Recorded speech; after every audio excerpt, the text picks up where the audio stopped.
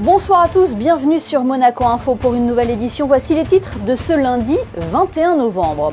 C'est historique, le Monaco Rugby Sevens est devenu champion de France de rugby à 7 samedi. Nous reviendrons sur cette performance signée un jour de fête nationale monégasque. Puis nous nous intéresserons ce soir au Conseil économique, social et environnemental. Il est la 3e assemblée de Monaco, mais quel est son rôle et quelles sont ses missions? Sa présidente Caroline Rouguignon-Vernin sera avec nous pour en parler. La fête nationale monégasque célébrée outre-Atlantique, nous nous rendrons à Washington où l'ambassadrice Maggie Macario-Doyle a organisé plusieurs événements dans la capitale américaine. Céline Cotalorda sera notre invitée ce soir dans ce journal. Elle nous présentera la nouvelle campagne contre les violences faites aux femmes lancée par le Comité pour la promotion et la protection des droits des femmes. Et enfin, nous ouvrirons une page sport avec la cérémonie des World Rugby Awards, du basket et la Roca Team qui retrouve l'Euroleague demain et la fin de la 23e édition de la No Finish Line. C'est la performance du week-end. Le Monaco Rugby Sevens est devenu champion de France de rugby à 7 ce week-end à Paris. Les joueurs de Jérémy Icardi ont remporté leurs 3 matchs et dominé en finale la section paloise 24-14. Frédéric Elion et Alexandra Marangoni ont pu suivre le parcours sans faute des Monégasques. On avait dit aux souverains lors de la photo officielle lundi qu'on allait se donner les moyens d'essayer de remporter cette finale. L'année dernière, on a perdu effectivement contre les Barbarians. On s'est un peu renforcé, j'ai trouvé le bon équilibre avec l'équipe. Et voilà, les mecs se sont envoyés à fond, à commencer par La Rochelle, le Stade Français, et enfin Pau. Et en plus de ça, effectivement, le jour de fête nationale à Monaco, donc c'est voilà, double récompense. On est hyper heureux pour le club, pour tout ce qu'on a réussi à mettre en place, que ce soit cette semaine, l'été dernier ou encore cet été. Et en fait, comme tu le dis, c'est tous les à côté, je pense, qui font la différence parce que on arrive, on ne se connaît pas, comme je le répète à chaque fois, il y a je ne sais pas combien de nationalités, tout le monde a une ouverture d'esprit exceptionnelle, chacun respecte l'autre et ce qui fait la différence, c'est qu'en fait, chacun amène sa pierre à l'édifice avec sa culture, avec son truc et puis au final tu fais des matchs contre le Stade où tu vas chercher un extra time, contre Pau qui revient à 2 points, tu t'arraches et tu arrives à remarquer, c'est incroyable, ce soir c'est vraiment énorme. Chaque fois qu'il y a une victoire, ça nous permet de travailler beaucoup plus vite en fait. C'est plus facile, alors ça va créer des jalousies et les mecs commencent à être jaloux de vous. Mais ils sont restés forts dans l'adversité. Et nous, ce projet-là, il faut qu'il continue. Voilà, il y a d'autres tournois en Europe, il y a d'autres tournois dans le monde. Il y a aussi un travail à faire sur le social, sur le sociétal. Voilà, en tant que club, on a ce devoir de faire autre chose que ce qui se passe sur le terrain. Donc voilà, il y a beaucoup de choses à faire. On est une petite équipe, et la plupart bénévoles, donc un plaisir. Voilà.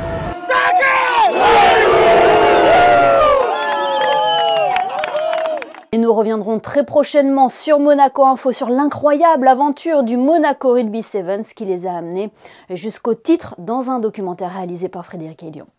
Intéressons-nous à présent au Conseil économique, social et environnemental. Il est considéré comme étant la 3e assemblée de la Principauté. Mais quel est son rôle et quelles sont ses missions? Sa présidente, Caroline Rouguignon-Vernin, nous attend dans les studios de Monaco Info.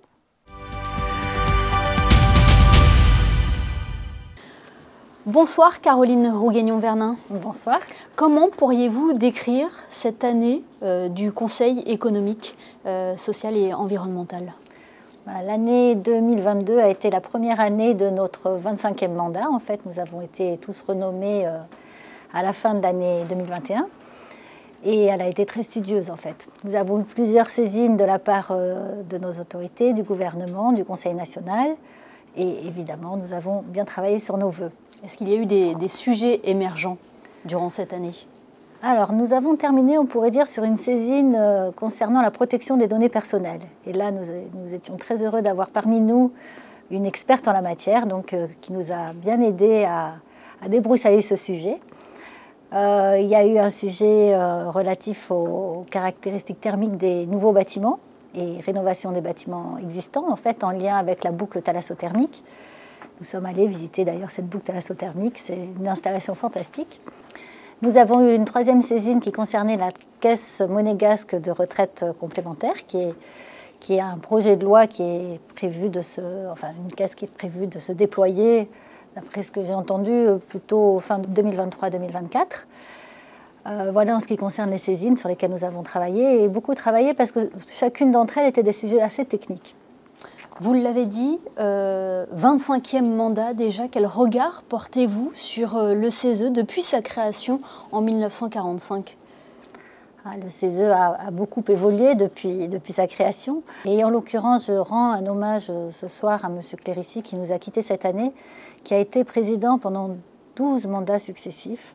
Et il a œuvré magnifiquement bien pour le Conseil économique social, qui à l'époque était Conseil économique social et qui est devenu tout récemment en 2019 environnemental. Il était important justement d'avoir cette connotation environnementale. C'est l'un des enjeux majeurs et la principauté est grandement impliquée dans la défense et la protection de l'environnement. Ce qu'on constate en fait, c'est que nos travaux très souvent ont une composante environnementale. Et depuis longtemps en fait, beaucoup de vœux qui avaient été formulés ou qui sont formulés encore de nos jours ont une composante environnementale. On voit que par exemple, il y a plus de 15 ans, le CES des jeunes à l'époque avait souhaité avoir des bus 100% électriques. C'est aujourd'hui le cas. Récemment, il y a eu une demande de dalles piézoélectriques pour créer de l'énergie cinétique avec les marches. Le CESE des entre guillemets seniors travaille également beaucoup sur l'environnemental et très régulièrement des vœux sont formulés et parfois mis en application. Vous faites mention du CESE des jeunes. Là aussi, c'est une évolution du CESE. C'est important d'impliquer la jeunesse dans la vie de la cité ? C'est très important parce que les jeunes d'aujourd'hui seront les acteurs de demain et ils préparent ainsi leur futur, d'une part. Et d'autre part, ça leur permet de voir qu'ils peuvent influer sur leur futur en faisant des propositions, en réfléchissant des propositions. Et puis surtout, ils ont des idées tout le temps novatrices qui sont bien écoutées par nos institutions. Et totalement d'actualité. Et totalement d'actualité, toujours d'actualité, souvent précurseur même. Nous ne l'avons pas encore abordé, mais comment marche le CESE ? Qui compose ce conseil ? Alors le CESE, donc vous avez un président et 2 vice-présidents. Les 2 vice-présidents représentant les 2 collèges, le collège patronal d'un côté et salarial de l'autre. Et en fait, nous sommes 36 membres répartis en 3 collèges. Donc un collège gouvernemental qui est composé de personnes nommées par le gouvernement pour ses compétences, et un collège salarial et un collège patronal qui sont nommés sur proposition de leurs syndicats respectifs. Donc toutes ces personnes se répartissent en sections en fonction de leurs affinités et de leurs spécialités et proposent ou des vœux, donc avec la faculté de s'auto-saisir en proposant des vœux, des souhaits, ou alors, et je vous en parlais tout à l'heure, répondent à des saisines gouvernementales ou qui peuvent émaner du Conseil national également, afin d'apporter leur expertise, qui est une expertise qui est variée, parce que nous avons non seulement des acteurs économiques, systématiquement même d'ailleurs, mais également des personnes qui ne sont pas forcément monégasques, ça peut être des étrangers, plusieurs nationalités composent notre CESE. Oui, la valeur de sa voix est importante. C'est la 3e assemblée de la principauté, c'est ça ? C'est la 3e assemblée de la principauté, exactement. Donc Et alors on travaille, aujourd'hui, on s'est dit pour ce mandat qu'on allait essayer de trouver que des vœux avec une composante d'attractivité. En fait, donc on travaille en synergie avec le CSA, en complémentarité, parce que bon, eux, c'est une assemblée plus technique et on a des points de vue qui sont différents et qui sont complémentaires. Et donc on essaie de travailler sur des vœux qui permettent d'améliorer l'attractivité de la principauté, que ce soit pour les salariés, pour les employeurs également, ou tout simplement pour les résidents, les personnes qui y vivent. Et en ce moment, vous vous projetez déjà vers l'année 2023 ? On travaille toujours en avant. En fait, on se réunit dans les différentes sections. Chaque section travaille à son projet de vœux. Alors, on peut inviter des personnalités ou des experts en lien avec le vœu qui est réfléchi, qui est travaillé. Et une fois que le vœu est adopté dans la section, on le propose en séance plénière où là, il sera adopté par l'ensemble des membres, les 36 membres qui composent notre assemblée, adopté ou pas. Mais... Merci beaucoup. Merci à vous. Dans le reste de l'actualité, les membres du gouvernement princier ainsi que ceux du Conseil national ont visité ce matin la tour Elsa du complexe Testimonio 2. Livré fin novembre, cet immeuble de 30 étages doit accueillir dans les prochaines semaines ses premiers résidents. Prenons la direction des États-Unis à présent. Nous avons fait écho ce week-end de la présence en principauté du corps diplomatique et consulaire monégasque à l'occasion de la fête nationale. S'ils ont été nombreux à faire le déplacement, d'autres sont restés dans leur pays d'accréditation. C'est le cas de l'ambassadrice Maggie Macario-Doyle qui a ainsi souhaité célébrer la fête du prince dans la capitale américaine. Le reportage à Washington d'Alexandra Pani sur des images d'Antoine Écal. Monaco était à l'honneur dans la capitale américaine. La fête nationale monégasque était au cœur de 3 jours de réunions, rencontres et événements organisés par l'ambassade de Monaco aux États-Unis. Nous avons profité du fait que les ballets se produisent à Washington DC pour organiser autour de leur venue notre réunion diplomatique. C'est un moment qui est merveilleux pour nous parce que ça nous permet un petit peu de recadrer les aspects de ce que nous avons fait dans le passé, mais ce que nous voulons faire aussi dans les années à venir. Nous avons aussi pu organiser autour de leur réunion des différents forums de discussion avec le Monaco Economic Board, avec la Fondation Prince Albert II. Pour nos consuls, c'est aussi l'opportunité de se retrouver tous ensemble, de discuter, d'échanger, d'avoir un dialogue sur les situations dans lesquelles eux-mêmes se trouvent par rapport aux questions qui leur sont posées sur leur territoire. Et c'est très positif et en plus, ça montre vraiment un soutien non seulement de notre gouvernement, mais aussi de leur part de la principauté de Monaco. Des liens qui remontent à plus de 150 ans entre les États-Unis et la principauté de Monaco. Les relations diplomatiques entre les deux pays sont officiellement établies en décembre 2006. Gilles Noguès remet alors ses lettres de créance à George W. Bush. Mais le tout premier consul monégasque accrédité aux États-Unis remonte à Louis Borg en 1866. Quant au premier consul américain à Monaco, il faudra attendre 1874 avec Émile Delotte. À ce jour, Monaco compte 13 consuls pour l'Amérique du Nord, soit les États-Unis et le Canada. Ils ont un mandat de 5 ans renouvelable. C'est notre rôle de représenter Monaco aux États-Unis et de promouvoir l'économie, le tourisme, l'image, le brand de Monaco, où est-ce qu'on se trouve aux États-Unis. Dans mon cas, c'est San Francisco. La plupart sont des consuls honoraires qui exercent donc leurs fonctions à titre bénévole. Seul New York compte depuis 1997 un consul général. Mais tous ont pour vision commune la promotion de la principauté dans leur pays de résidence. Les ballets de Monte-Carlo étaient également au cœur de ces festivités à Washington. Nous reviendrons d'ailleurs demain sur leur représentation au Kennedy Center. Retour en principauté avec le lancement de la campagne contre les violences faites aux femmes. Le comité pour la promotion et la protection des droits des femmes l'a présenté aujourd'hui au sein des locaux d'Extended Monaco. Pour en parler, faire le point sur la situation, nous sommes ce soir avec la déléguée interministérielle pour les droits des femmes. Bonsoir Céline Cotalorda. Bonsoir. Avant de revenir sur cette conférence de presse du comité, est-ce que l'on peut faire tout d'abord un état des lieux en principauté? Est-ce que Monaco est touché aussi par la violence? En effet, à Monaco, on n'échappe pas au phénomène de violence. Depuis 2019, grâce à l'INSEE, nous disposons de chiffres, des cas recensés. On est à début novembre 2022 à 33 cas recensés par la Sûreté publique et à 40 femmes qui se sont présentées à la VIP, l'association d'aide aux victimes d'infractions pénales. Ce sont des femmes victimes de violences conjugales, violences sexuelles ou harcèlement. Vous le dites, ce sont des cas recensés, ce n'est malheureusement pas un phénomène isolé. L'illustration la plus marquante de ces dernières semaines, c'est l'Iran, Céline Cotalorda. Tout à fait. Alors là, on parle de la situation en principauté, mais bien entendu, quand on élargit le panorama, on se rend compte qu'en 2022, dans le monde, les femmes sont tout à fait, toujours malheureusement victimes de violences. Et on peut parler bien sûr de l'Iran, où ce phénomène de révolte qui a démarré par une prise de position des femmes, qui demandaient simplement à vivre libre et à défendre cette liberté-là, aujourd'hui prend de l'ampleur. Ou encore malheureusement de la guerre en Ukraine, où des cas de viol utilisés comme arme de guerre ont pu être recensés malheureusement. Oui, d'où l'importance de communiquer, non seulement pour rappeler que ce fléau existe, mais qu'il y a aussi des actions mises en place. Quelles sont-elles en principauté ? Alors c'est vrai qu'il faut rappeler sans cesse, j'ai envie de dire, et en tout cas au moins une fois par an, profiter du 25 novembre pour faire une piqûre de rappel. Mais ça ne s'arrête pas à la journée du 25 novembre. Il y a des actions qui sont mises en place à Monaco tout au long de l'année.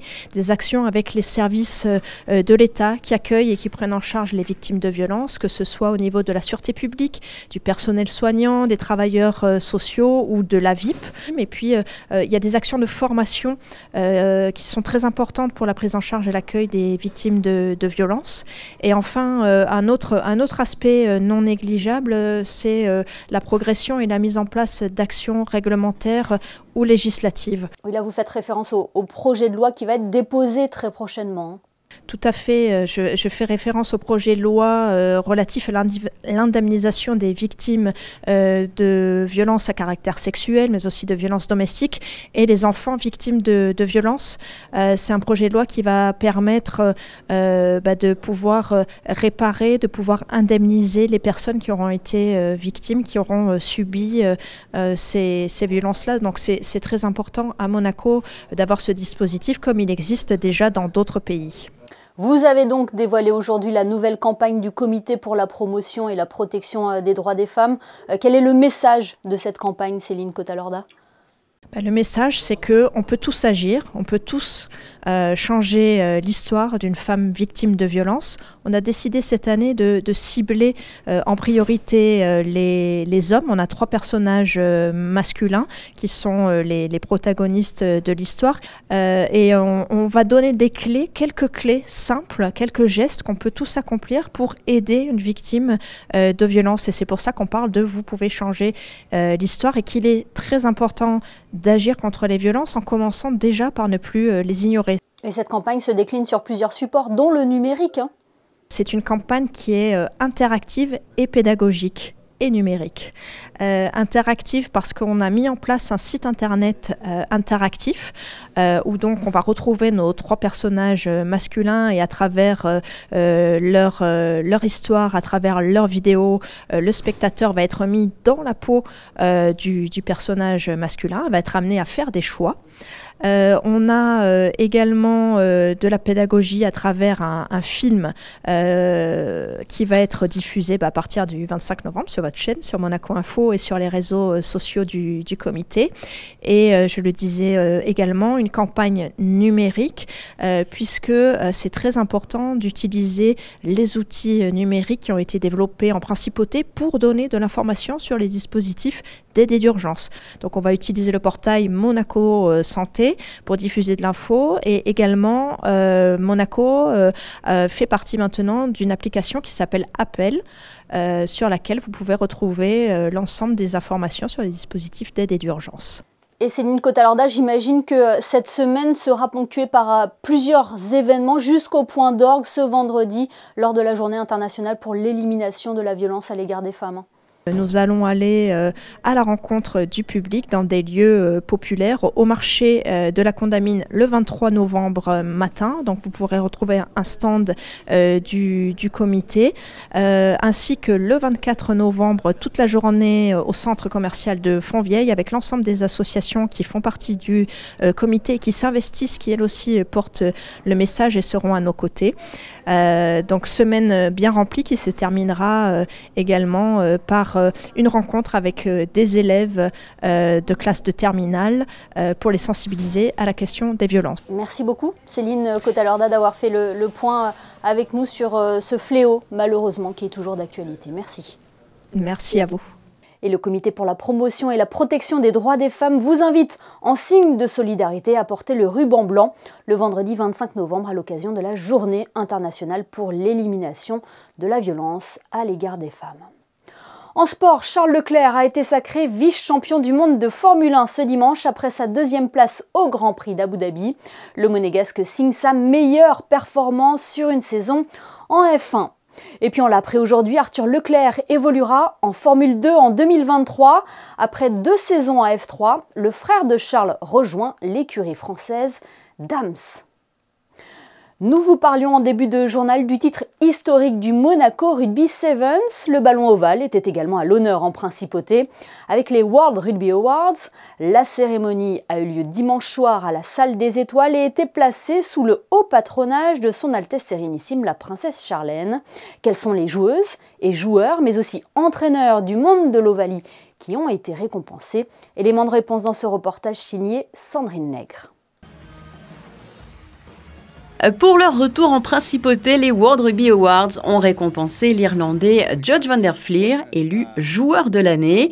Il succède ainsi à Antoine Dupont. Du côté des femmes, c'est la joueuse de Nouvelle-Zélande, Roy Dament, qui décroche le titre. Les Black Ferns, toujours avec Wayne Smith, élu meilleur entraîneur après les avoir menés vers le titre de championne du monde. Ce que j'ai vu à Nouvelle-Zélande m'a tellement ravi que le rugby féminin est en train d'exploser, c'est une bonne chose. Oui, c'est important, d'abord c'est la famille qui se retrouve, hein, tous les gens du monde entier sont là.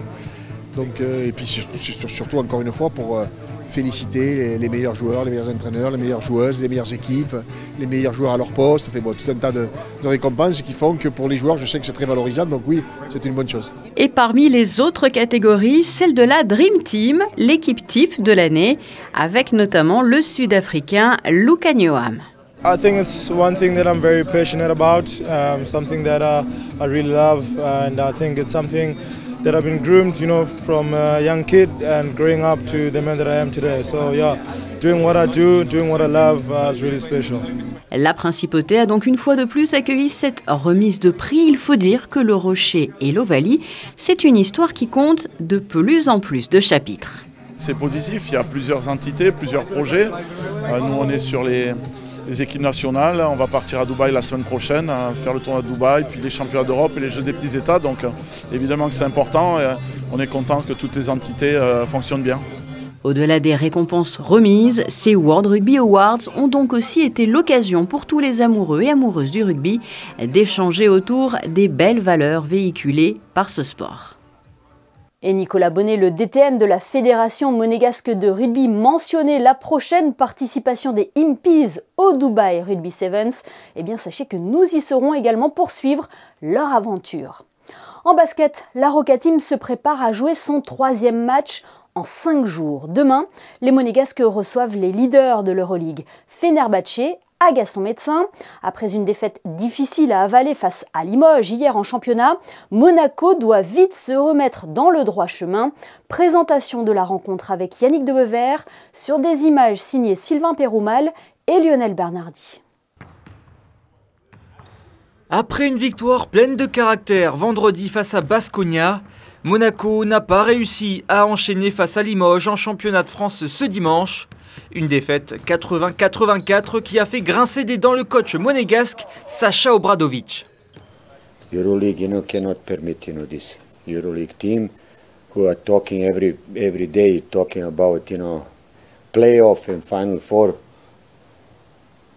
Coach, no coach, that you have to find a way.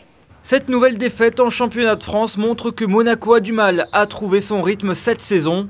Ce mardi, la Roca Team reçoit Fenerbahçe, leader d'Euroleague avec une seule défaite. Deuxième meilleure attaque et meilleure défense, les Turcs sont tout simplement impressionnants en ce début de saison. On est à plutôt une bonne place, je dirais. Voilà, maintenant c'est juste, faut arriver à se remettre la tête à l'endroit parce que le match de Fener il vient vite. C'est une équipe qui, voilà, si jamais on n'arrive pas à stopper leur rythme et qu'on les laisse se mettre en confiance, ça va faire mal. Une incertitude plane sur cette rencontre, la disponibilité ou non du capitaine Adrien Moerman, touché sur un contact face à Baskonia vendredi. Monaco a dans le viseur la première place d'Euroleague. Il faut gagner pour cela évidemment et il faudra surtout jouer son meilleur basket avec un collectif soudé et impliqué. Of course, like I expect, different completely attitude. It will be. But if this is going to be enough to beat, Fenerbahçe or not, we will see. So everyone needs to contribute and everyone needs to be ready. La Roca Team devra donc présenter son meilleur visage face à Fenerbahçe ce mardi pour espérer rester invaincu à domicile sur la scène européenne. Coup d'envoi de la rencontre à 19h. Oui, un match que vous pourrez suivre en direct sur Monaco Info. Clap de fin pour la No Finish Line. L'événement solidaire annuel s'est achevé hier du côté de Fontvieille. Vous avez peut-être vous-même parcouru plusieurs kilomètres pour la bonne cause. Alors quels sont les chiffres à retenir de cette 23e édition? Réponse avec Sandrine Nègre et Olivier Bonello. La 23e No Finish Line s'est achevée en présence de plusieurs personnalités, parmi lesquelles notamment Yacouba Ouattara, parrain pour la seconde année consécutive, et Mickaël Zézé, capitaine de l'équipe de France en relais 4x100. 10 000 participants ont permis de faire grimper le compteur. Voici le nombre de kilomètres parcourus, 251 770 kilomètres. Le premier homme, c'est Daniele Alimonti qui a parcouru plus de 877 kilomètres, qui est un habitué des podiums, donc, qui est italien et qui a gagné dans la catégorie homme. Après, on a Paola Concato dans la catégorie femme avec plus de 700 km.